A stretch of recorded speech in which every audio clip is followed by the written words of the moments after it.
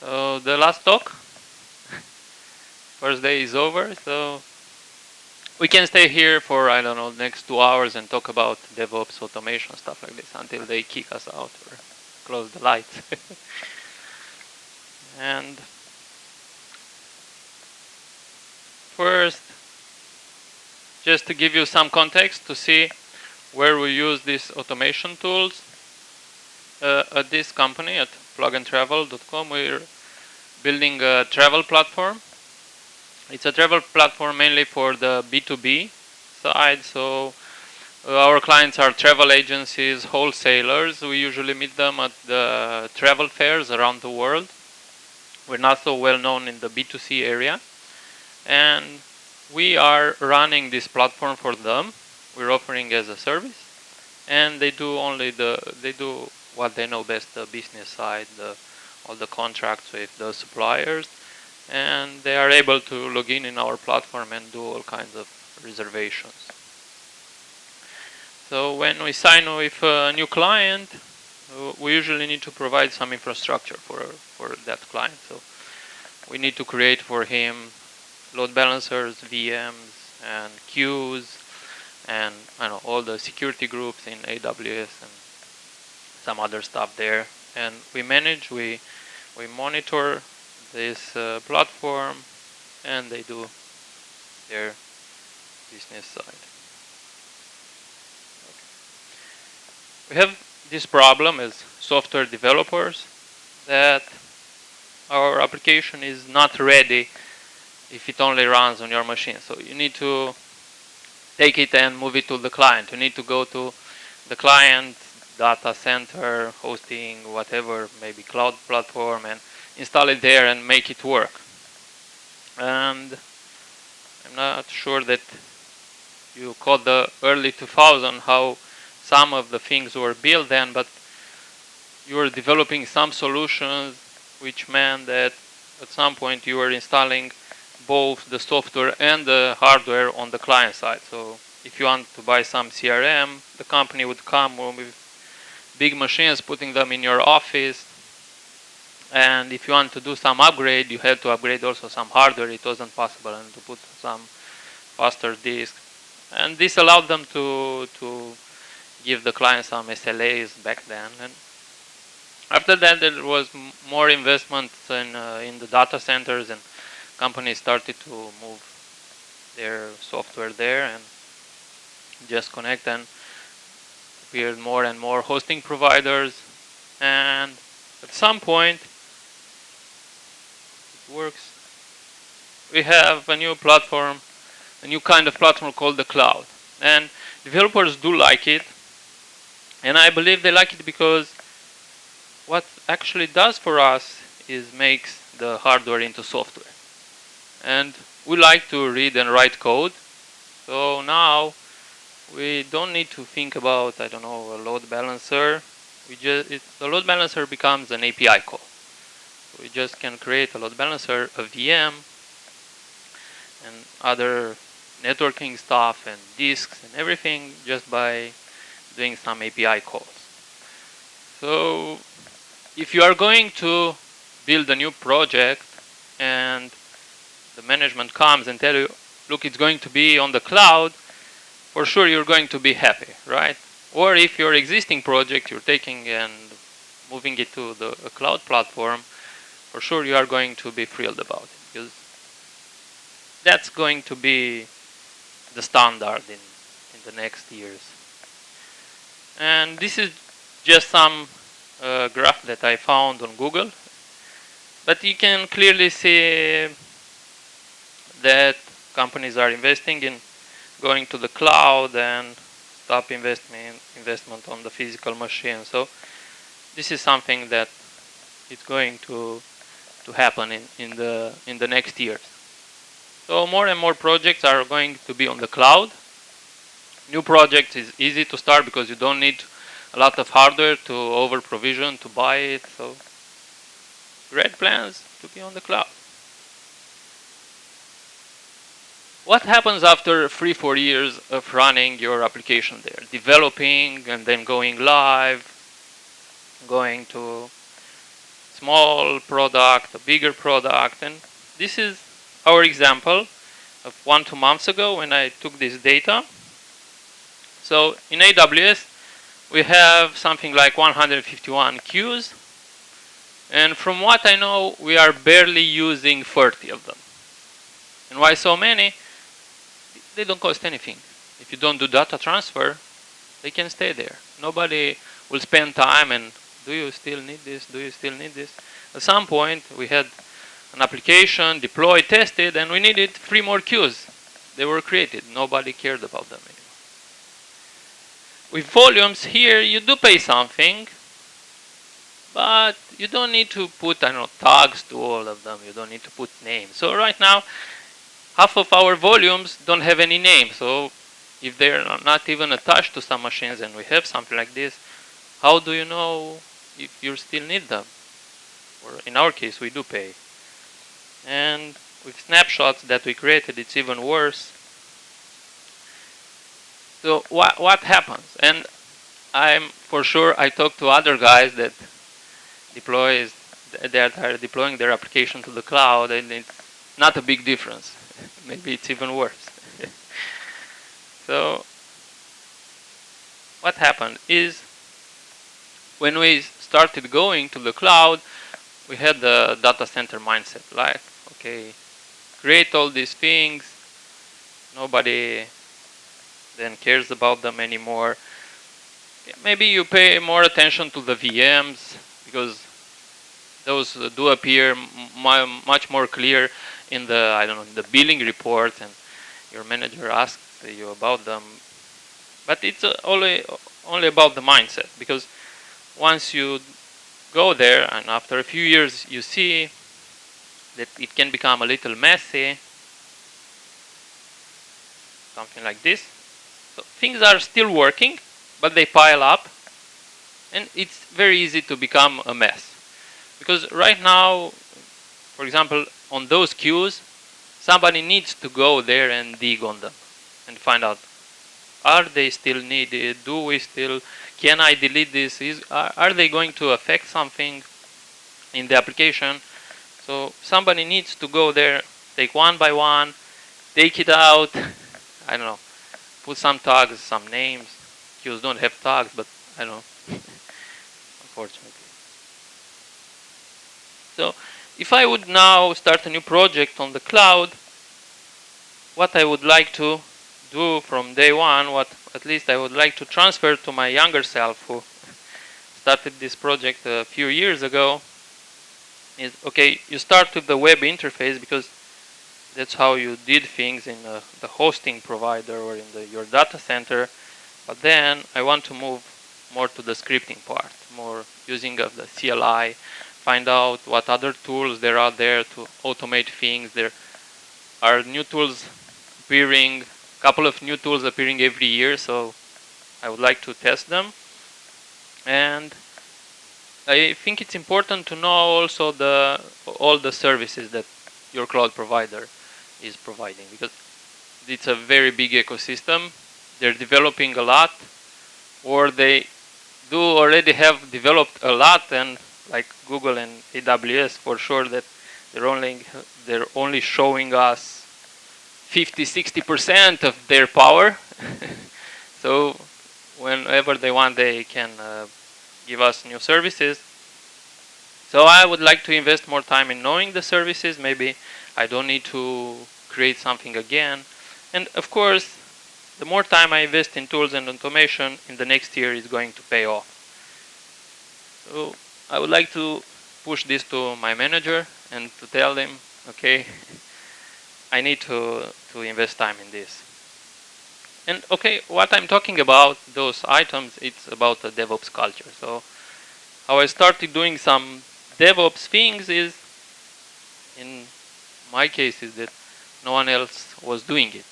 So I had to pick it up and think about all this automation and start doing it. And DevOps is much more than those 4 items that I said, but this is how this is how I started. This is how I ended up working with them. And these are the two tools that we are using right now. Initially, we used only Ansible to do also the infrastructure to create VMs. We still have some Ansible doing some infrastructure, but we started moving more and more to Terraform. And for example, it was really great a couple of months ago because one of our clients unfortunately left us, and we were able to, just by running a Terraform command, we were able to clean up after him very easily. So no more resources hanging out there and trying to find what do you need. I'm going to show you a little bit how this can be used in both ways, with Terraform to handle the infrastructure creation and Ansible to go to the machine, to find the machine and to be able to configure your application on the VM. Just a few words about Ansible, because it's still a great tool, even if the configuration management is going, I know, to the sunset. Ansible is still very powerful, and the reason is it's very easy to pick up. If you look at the Ansible file, you realize what the author is trying to do very easily. It's also nice that it doesn't have an agent installed on the machine that you're trying to configure. So you have the controller, and the controller connects to the machines that you're trying to install something on them with simple SSH. So there's no agent. And after a few months of using, maybe a year, you find out about Ansible Galaxy, that you have a lot of roles there. So for example, you could spin up a SonarQube server, completely install, configure in just a few minutes on a VM, on AWS, Azure, wherever you want, wherever you need it, even locally.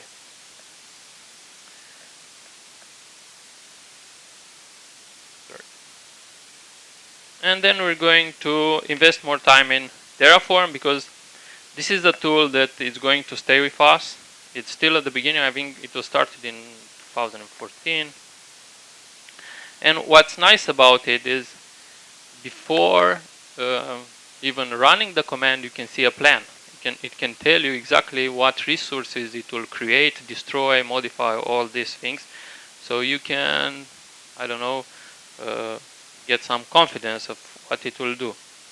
It can show you some graph of the resources that you can create. It doesn't look very awesome, that graph, but at least it's a starting point, and you can, I don't know, use Terraform in connection with some orchestration server like Jenkins. It's very easy because the commands are very easy to be run, and what's nice about it, it all works very well on Windows and on Linux. So time for the first demo.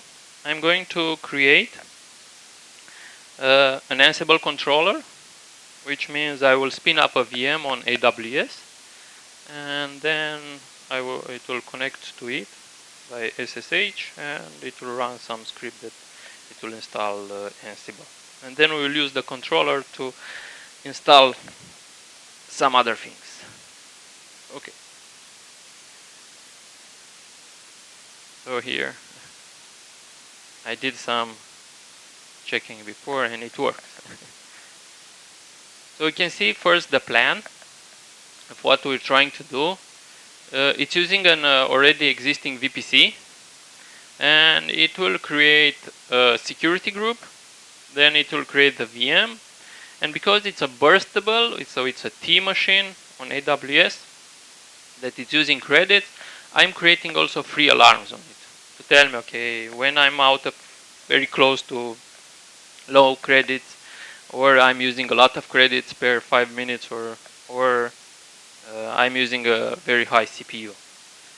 So I will just run Terraform apply, and hopefully that I set the security group with the correct IP from here. In a couple of minutes it will create in a couple of seconds. No need for more. So actually what it does, let's just look at the code a little bit.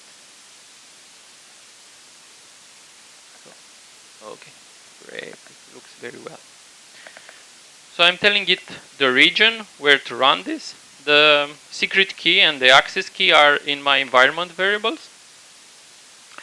I'm telling it the backend, and we're going to talk about this a little bit later about the state file. And I'm using an existing VPC. This is what it means.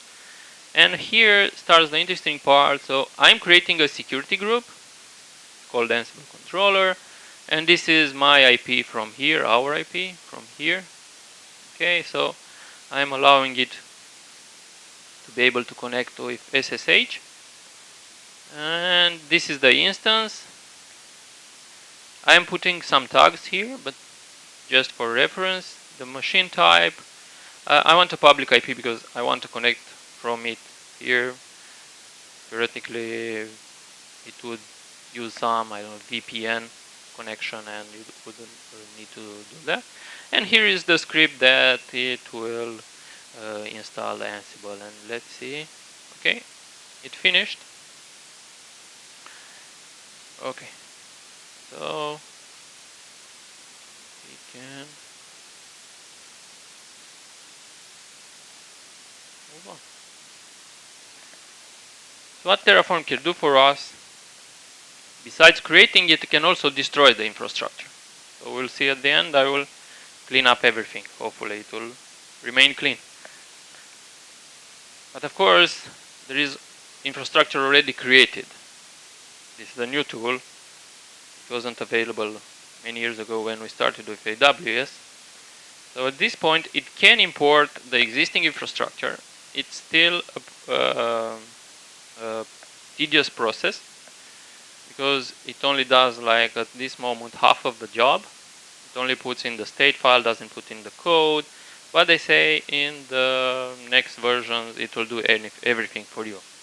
It will still need to import resource by resource, so 151 queues. That's a lot of importing to be done.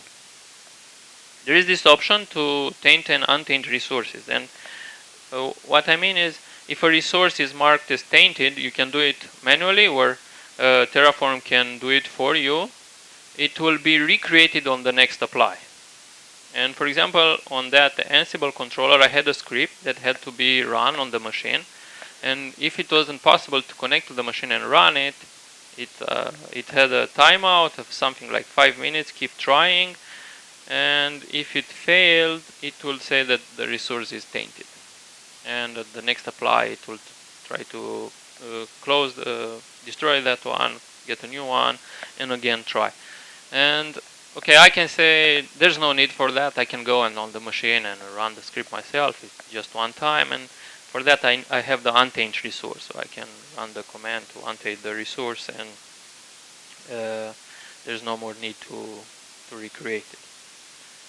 It has very, very good support for AWS compared to Azure or Google. And there are some modules that you can create and reuse them in your application.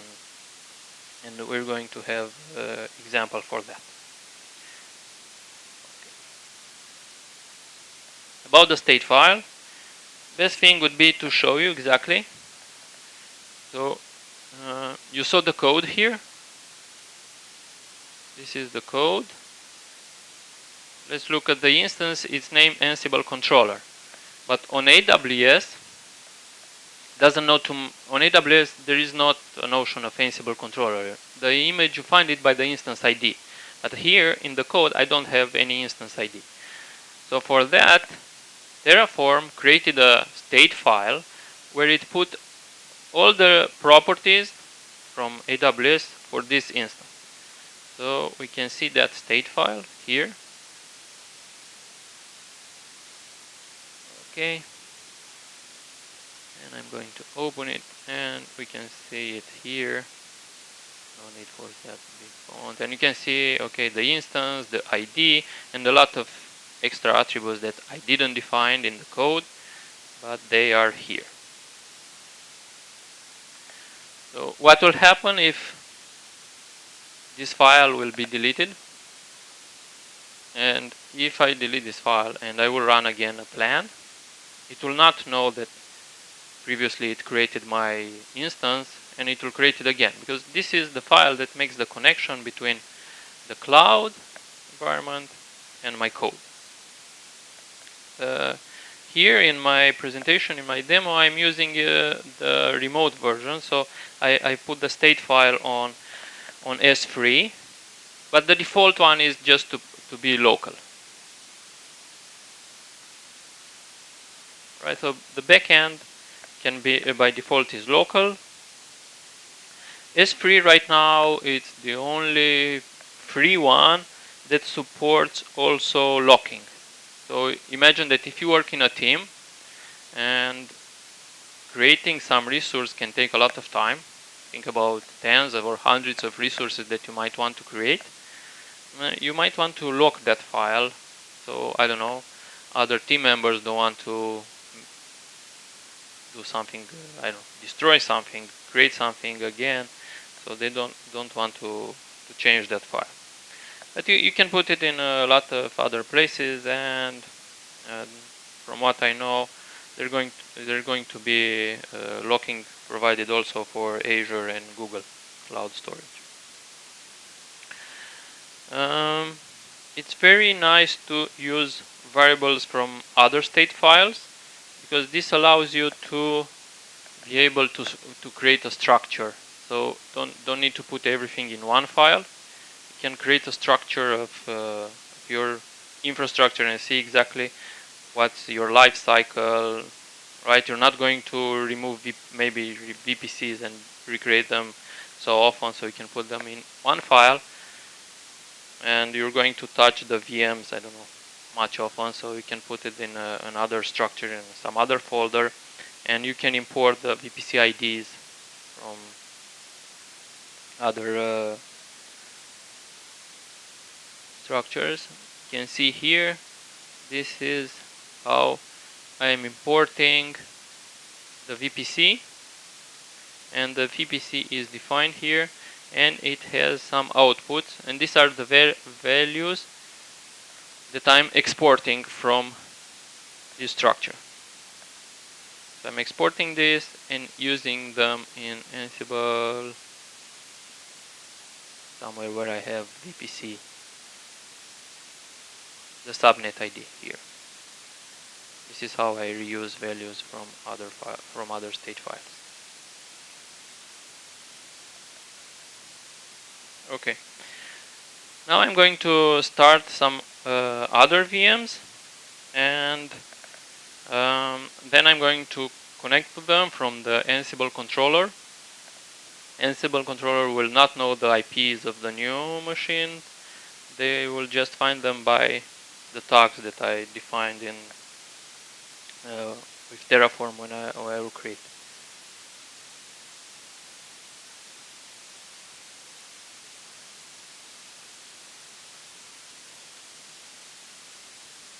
Right now I'm doing a plan, and at this moment what it happens is it goes to my code, takes all the resources that I want to create, and for each resource, does an API call on AWS. That's why it takes so much. So that's why I imagine that for, I don't know, hundreds of resources it will take a lot of time, and there is also some thresholds on AWS. They might block you some of the API calls because you're doing a lot of them in a very short period. So that's why it's good to put them in different structures. This is also one of the reasons. So right now it didn't find any of these resources created on AWS, and that's why it tells me, okay, I have 10 new ones to create. So I'm going to do apply. There's also the possibility when you do the plan there is a possibility to save the plan. So when it does apply, it doesn't, because this is again doing all the on apply again, it goes to AWS to say, okay, again, do I need to create this? But if you save the plan and you apply directly the plan, you at least can skip this step. So now it will go to and create for me web machine, and let's see here. So I created a web instance and I added some tags to it, and I'm using these tags with an Ansible module in order to find the machine. So this is the Ansible part, and just to show you the module that can do that, it's this one. So you can see here the tags that I'm using. So I'm using some convention, find out to look for version type and environment tags, which I'm passing to the Ansible command. You can see it here, right? So the parameters, I'm looking for tag version, values, the type, and the environment, which I defined here. Something. So this way, Ansible doesn't need to know the exact IP of my machine. There are the other cloud providers also support tags, but from what I know, such a module, it's only available at the moment that I was looking. It's only available for AWS. Azure and Google didn't have such a module. So for that kind of stuff, if you're doing it there, you will need to use the IP. You need to use the libraries that gives you all the instances and find the IP stuff. Okay. Now I will need to connect to the machine in order to run the. Okay, I'm taking the public IP.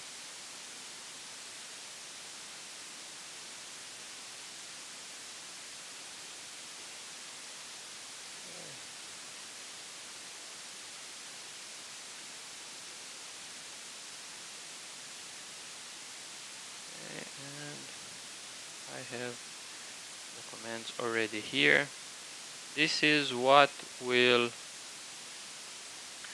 So I have the private key file in the repository, but it's encrypted with Ansible Vault. So now I'm decrypting it on the Ansible controller. This is like, it should be like a one-time job to do. And then the machines were created. So now it will start some installation of everything I've put it here. I don't know, it installs some Node.js, some application in Node.js. It does something. Okay.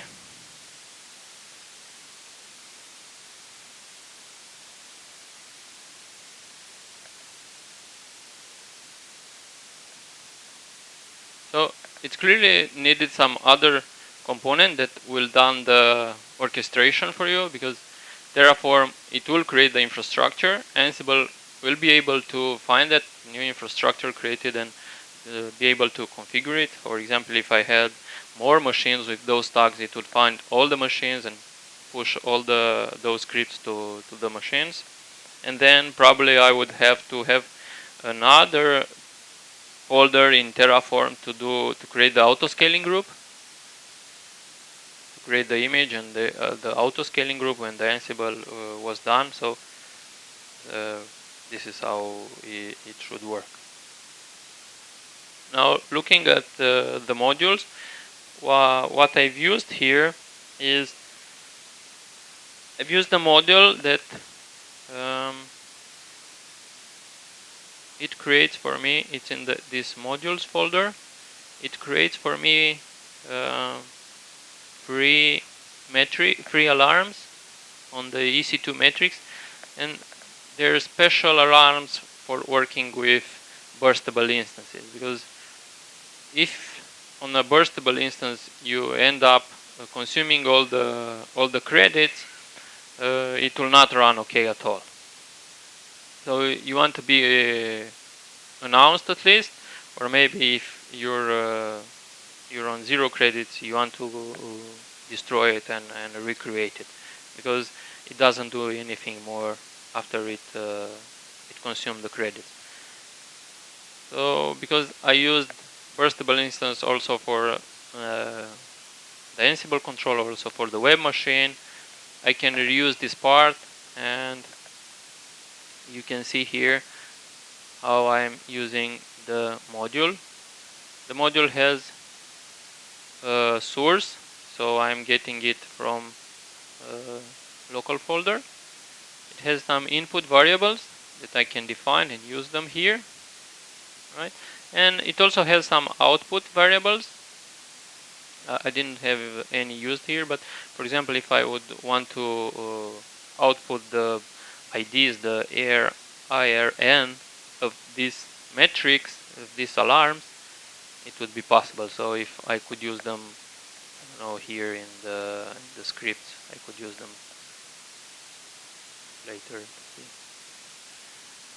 Now, on the module, if it's local, you don't need to do anything when it's going to be changed. But if you're using a remote module from an HTTP location or from a Git repo, it's also GitHub included, you need to get that module every time there was a change, because it does like a local copy. So you need to do TerraForm get. It will download all the modules, and you can continue to work on it. Okay.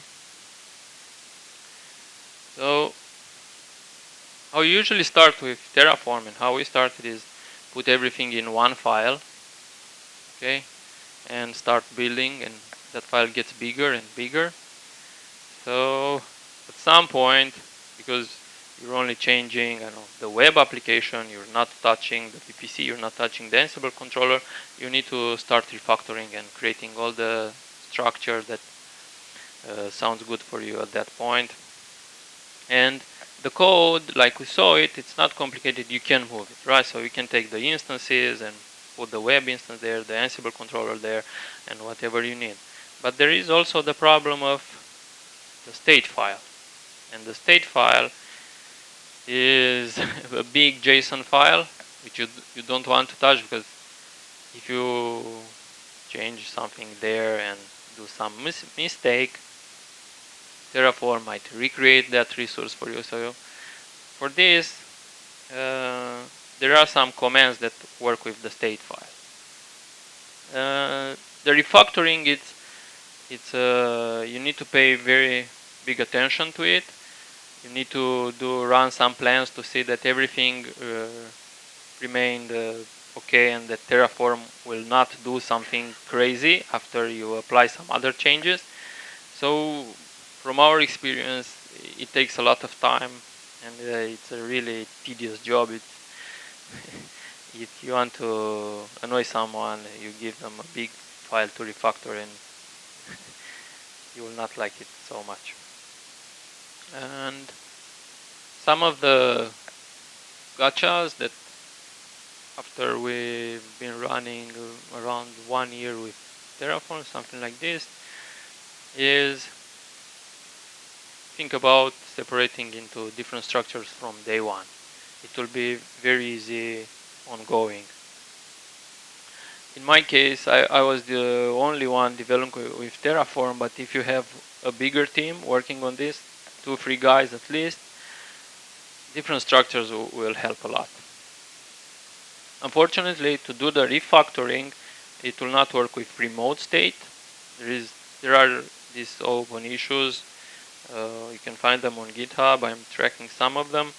Right now, you need to bring the state local, so there are commands to do that. So you need to bring it from S3, do it local, separate it through different state files, and then putting back on S3. So of course, while you're doing refactor, you cannot do anything else on that infrastructure. And for example,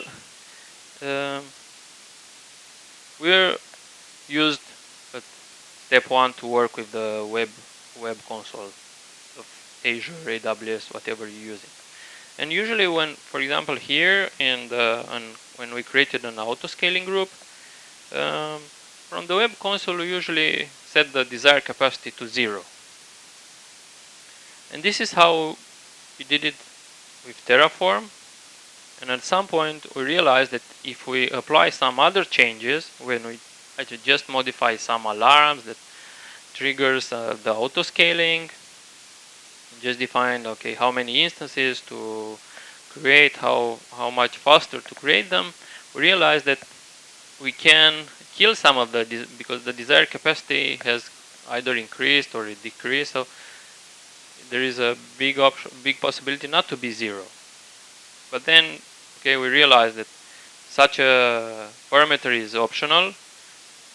So this is a good thing because you can define your infrastructure with very little parameters. So you need to be aware that a lot of these parameters are optional, and you need to see exactly which ones they are. And before questions, I will just destroy the existing infrastructure. Sorry? Cheap? Yeah. I don't want to pay to AWS too much.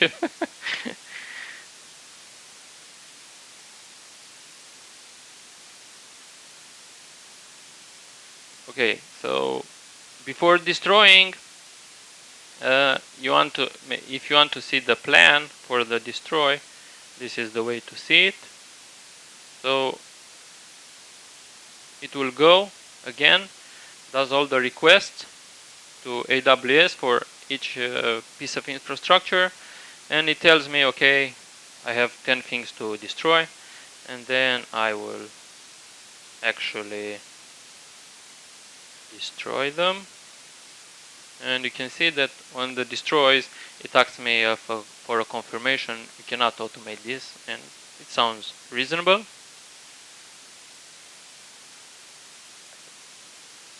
No, it doesn't. Really? No, I don't think. Let's see. Victor says force.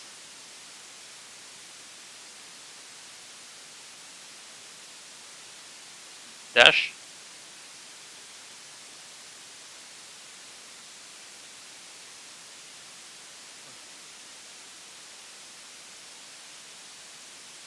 Yeah.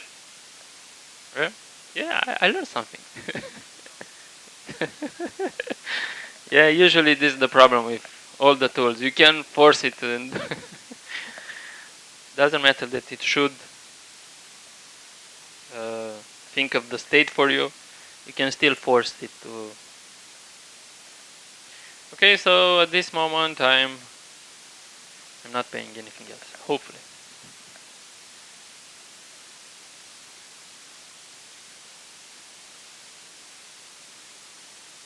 So for us, it really came in handy when we had to remove one of our customers from the list, unfortunately. But we're not going to. I mean, to do right now the import. All our customers for these platforms are already in TerraForm, so we have the code for that infrastructure, but we have other projects for, I don't know, many years ago that it will take us a lot of time to import it, stuff like this. So we're waiting for the feature that will also create the state file, the entries in the state file, and also the code. Yes. Hello. What are the extra features brought to you by the enterprise edition of Terraform? Do you know? What other features are in the enterprise? Yes, edition, because you are using Terraform open source, right? Yeah. And they have also the HashiCorp. They have also Terraform Enterprise. Yeah. So, do you know what are the extra feature they give to the people? From what I knew, it was they had the blocking of the state file was only available with a paid feature. But in the new release 09, which is just a few months ago, they made it available in on the S3 backend. Still, there was another community feature that was doing this for you. So I mean, at that point, there was no point to keep it paid, and you still need to pay the AWS usage because it uses DynamoDB inside and the S3 usage, but it will be very, just, I don't know, not even $1 maybe. But about other features, I don't know. Because my point is, it's great for those companies to provide so cool open source tools, but how can they make for their living? You see the point? Yeah. Because if for sure, everything for free, so I know how can they pay so their developer? Because you are a developer too, so you also, you get to be paid at the end of the month. Yeah. Yeah. I don't know what's the catch. Maybe there is no catch. Maybe they just, I don't know, using HashiCorp's tool, and they have some great ones, not just this. Maybe they, I don't know, they get so much awareness and such a big community that, I don't know, they can provide at least the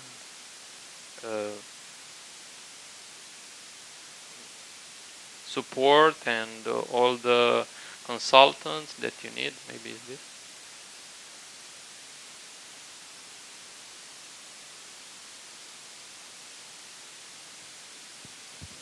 Hi. So, maybe interesting question. I don't know. What we can do if the state file is somehow lost or corrupted, and yeah, what we can do, like except recreating the whole infrastructure. It's so just if I delete it.